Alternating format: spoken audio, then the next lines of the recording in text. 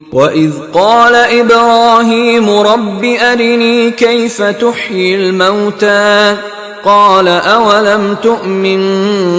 قَالَ بَلَى وَلَكِنْ لِيَطْمَئِنَّ قَلْبِي قَالَ فَخُذْ أَرْبَعَةً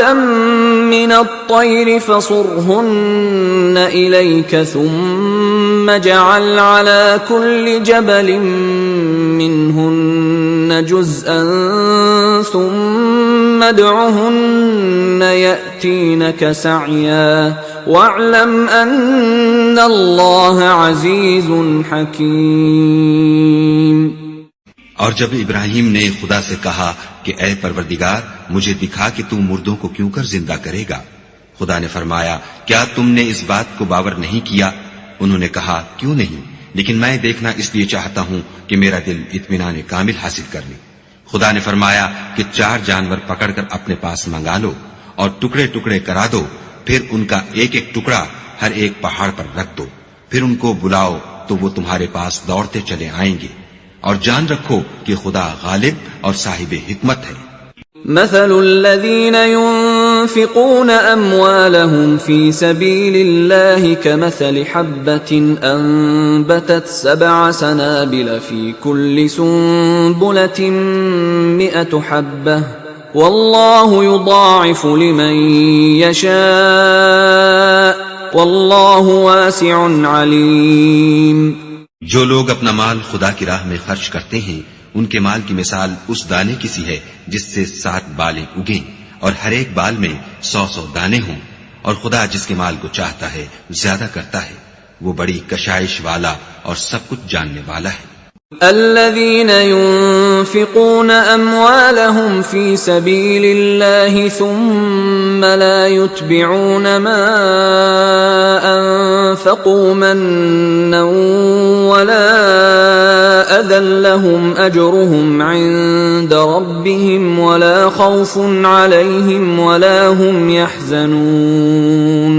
جو لوگ اپنا مال خدا کے راستے میں صرف کرتے ہیں پھر اس کے بعد نہ اس خرچ کا کسی پر احسان رکھتے ہیں اور نہ کسی کو تکلیف دیتے ہیں، ان کا صلہ ان کے پروردگار کے پاس تیار ہے، اور قیامت کے روز نہ ان کو کچھ خوف ہوگا اور نہ وہ غمگین ہوں گے۔ قول معروف ومغفرة خير من صدقة يتبعها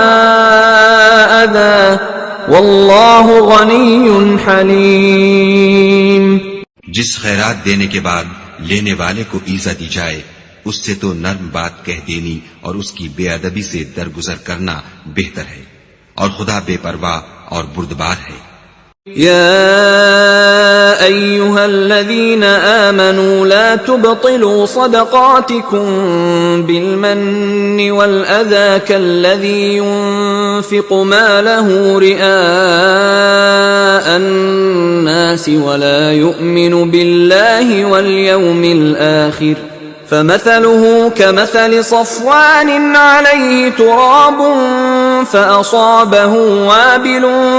فتركه صلدا لا يقدرون على شيء مما كسبوا والله لا يهدي القوم الكافرين۔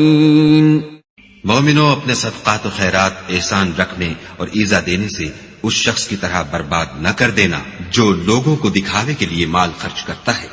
اور خدا اور روز آخرت پر ایمان نہیں رکھتا، تو اس کے مال کی مثال اس چٹان کی سی ہے جس پر تھوڑی سی مٹی پڑی ہو اور اس پر زور کا مہ برس کر اسے صاف کر ڈالے۔ اسی طرح یہ ریاکار لوگ اپنے اعمال کا کچھ بھی صلہ حاصل نہیں کر سکیں گے، اور خدا ایسے ناشکروں کو ہدایت نہیں دیا کرتا۔